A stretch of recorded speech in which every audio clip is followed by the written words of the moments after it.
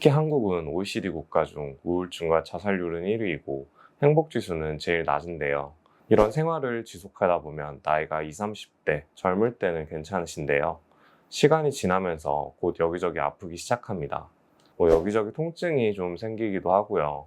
척추가 약해져서 디스크가 발생하기도 합니다. 우리 몸은 에너지가 필요할 때는 좀 사용을 하고 또 휴식을 취할 때는 몸을 쉬어줘서 이 균형을 유지해야 하는데 교감신경이 계속 높은 텐션에 있게 되면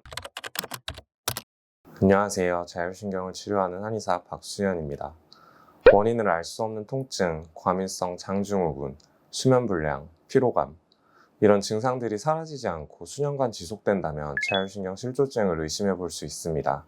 30대부터 특히 자율신경 실조증을 겪는 분들이 많으신데요. 오늘은 그 이유에 대해서 설명해 드리려고 합니다. 자율신경 실조증 자체로 통계가 나온 거는 없어요. 그런데 최근 정신과에 방문하는 분들을 주위에서 흔하게 볼 수 있으실 텐데요. 실제로 공황장애나 우울증, 불안장애 등을 겪는 20, 30대 분들이 5년간 2배 가까이 증가했다고 합니다. 이런 신경계 증상들이 자율신경과 관계가 깊다는 걸 고려하면 자율신경 실조증 환자분들도 비슷한 만큼 증가했을 거라고 추정됩니다. 현대인들, 그 중에서도 특히 한국인들이 가지고 있는 공통적인 3가지 증상이 있는데요. 스트레스, 수면 부족, 만성 피로입니다. 솔직히 이거 없으신 분들이 더 찾기가 힘들죠. 이런 증상들을 흔하게 볼 수 있는 이유는 현대인의 일상생활과 밀접하게 연관되어 있습니다. 특히 한국은 OECD 국가 중 우울증과 자살률은 1위이고 행복지수는 제일 낮은데요. 대부분의 사람들이 만성적인 스트레스에 시달린다는 이야기고요. 한국인들은 또 비슷한 국가에 비해 잠도 덜 자고 통근 시간과 근로 시간도 긴 편입니다. 이런 환경 때문에 일찍 일어나서 출근을 해야 하니까 잠도 잘 못 주무시고요. 항상 피로감을 느끼게 되는 것이죠. 이런 생활을 지속하다 보면 나이가 20, 30대, 젊을 때는 괜찮으신데요. 시간이 지나면서 곧 여기저기 아프기 시작합니다. 인간은 누구나 20대 초반을 기점으로 성장이 끝나고 이후부터는 바로 노화가 시작됩니다. 이걸 알 수 있는 방법은 흔하게는 술을 드시고 숙취가 심해지시거나 회복도 좀 잘 안 되는 경향이 있고요. 세포의 재생 속도가 느려지다 보니까 어디 다치거나 하면 낫는데도 시간이 오래 걸립니다. 진피의 콜라겐이 줄어서 이런 피부 탄력도 좀 줄고 주름도 생기고요. 점점 근육량이 줄고 신진대사도 떨어져서 같은 양을 드셔도 살도 좀 많이 찌게 됩니다. 이러면서 자율신경도 점차 제 기능을 잃어가는데요. 이렇게 노화가 진행되는 동시에 나쁜 생활 습관을 지속하다 보면 이제 증상이 나타나기 시작합니다. 사람마다 유전적으로 다르기 때문에 나타나는 증상이나 질환은 매우 다양합니다. 여기저기 통증이 좀 생기기도 하고요. 척추가 약해져서 디스크가 발생하기도 합니다. 어떤 분들은 피부에 트러블이 나고요. 또 고혈압, 당뇨, 대사질환과 비만도 나타날 수 있습니다. 또 정신질환인 우울증이나 공황장애 같은 증상도 발생할 수 있습니다. 제가 자율신경에 주목하게 된 이유가 있는데요. 예를 들면 소화불량이 있는 환자분을 제가 본다고 예시를 한번 들어볼게요. 이분에게 소화가 잘 안 되시니까 소화가 잘 안 되는 불편한 증상을 치료를 해드렸어요. 그러면 이제 소화가 잘 되시겠죠? 그럼 이게 치료가 끝난 건가? 그렇지 않습니다. 이게 근본적으로 치료를 한 건 아니거든요. 그러니까 소화불량이 발생하는 원인이 분명히 있을 거잖아요. 이게 만약에 반복적으로 발생한다고 하면, 그러면 예를 들면 스트레스를 받는 상황에서 교감신경이 좀 높아지고 부교감신경이 좀 떨어지면 소화불량이 나타날 수 있거든요. 이렇게 자율신경의 균형이 무너지는 그 근본적인 원인을 치료해야 이분이 치료를 하시고 나서도 장기적으로 좀 효과를 유지하실 수 있습니다. 그냥 소화불량의 증상만 대증 치료를 하면 얼마 안 가서 다시 재발을 하고 내원을 하실 수밖에 없거든요. 이게 소화불량을 예시로 들었는데 자율신경의 이상으로 발생할 수 있는 많은 질환들은 다 해당됩니다. 두통이나 비만, 심지어 디스크 질환도 마찬가지예요. 자율신경은 우리 몸의 척추를 따라서 나오거든요.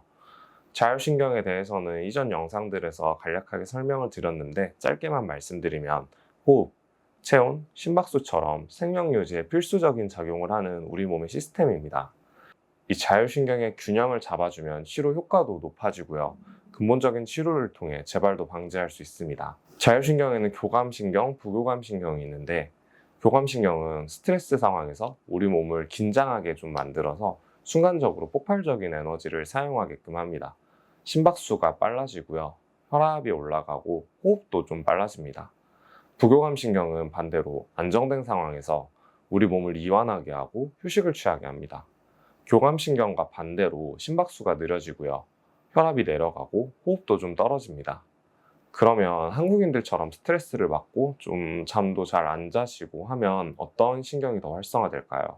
바로 교감신경입니다. 그래서 많은 분들이 교감신경이 정상보다 높은 케이스가 굉장히 많아요. 우리가 일상생활을 하면서 잠깐 일시적으로 교감신경이 높아지는 건 괜찮은데 계속 교감신경이 좀 높은 상태로 유지가 되면 어떻게 될까요?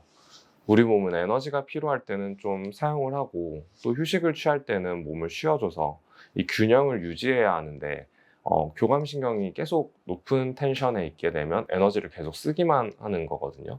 그러면 일단 쓰기만 하고 이제 휴식을 취하지 않으니까 몸이 굉장히 좀 피곤해집니다. 그리고 스트레스 상황이니까 스트레스 호르몬이 또 나와요. 그러면 면역력을 좀 떨어뜨리고요. 호르몬 교란을 일으켜서 단맛에 대한 욕구를 굉장히 높입니다. 그래서 스트레스를 받으면 폭식하게 되는 경우가 이런 기전 때문이고요. 몸이 계속 긴장 상태로 있다 보니까 근육도 좀 잘 뭉치고 뻣뻣해지고 소화도 잘 안 됩니다. 그런데 이런 증상을 가진 30대 분들이 굉장히 많으실 거예요. 보통 한국 사회의 경우 20대 후반에서 30대 때 이제 본격적으로 직장 생활을 시작하게 되고 그때부터 생활 습관이나 수면 습관이 굉장히 안 좋아지는 경우가 많거든요. 이게 몇 년씩 누적되다 보면 자율신경 실조증에 결국은 걸리게 됩니다. 보통 어디가 아프시면 예를 들면 진통소염제를 많이 드실 텐데 이게 절대 나쁘다는 건 아니지만 상식적으로 생각해봐도 근본적인 치료가 될 수는 없거든요. 또 이런 약들을 장기간 복용하면 간독성이라든지 신독성 같은 부작용이 따라오게 됩니다. 자율신경은 심박변이도나 뇌파 검사를 해서 측정하게 되는데요. 여기에는 교감신경, 부교감신경이 얼마나 되는지, 또 스트레스는 얼마나 받는지 이런 것들을 알 수 있어요. 그래서 내가 좀 자율신경의 균형이 무너져서 이런 증상이 발생하는 것 같다라고 생각하시는 분들은 이런 검사를 하는 곳에서 한 번쯤은 검사를 받아보실 필요도 있습니다. 자율신경을 치료하는 방법은 다른 영상에서 좀 더 자세히 설명드리겠지만 기본적으로 스냅피라고 하는 자율신경 포착점 치료를 하게 되고요. 이게 되게 재밌는데 한의학적으로 배수혈이라는 척추와 우리 몸의 장기가 해부학적으로 연결되어 있다는 개념과 동일합니다. 교감신경이 흉추와 요추에서 주로 나오고요. 부교감신경은 두개골과 천추, 꼬리뼈에서 주로 나옵니다. 그래서 문제가 있는 신경을 찾아서 치료를 하게 되는데 약물을 주입하는 약침 치료나 틀어진 척추를 교정하는 추나요법을 시행합니다. 척추만 치료하는 건 아니고요. 미주신경이나 성상신경절을 치료하기도 하는데 이 부분은 또 너무 복잡해져서 다른 영상에서 소개해드리도록 할게요. 오늘은 비교적 나이가 젊은 30대 분들이 자율신경 실조증이 증가하는 이유에 대해 이야기해드렸는데요. 자율신경 실조증을 중점적으로 다루는 병원이 많지는 않아서 관련된 정보를 찾기 쉽지 않을 거라 생각합니다. 앞으로도 자율신경과 관련된 좋은 영상들을 많이 업로드하도록 할게요. 구독과 좋아요, 알람 설정 부탁드리고요. 지금까지 영상을 시청해주셔서 대단히 감사합니다.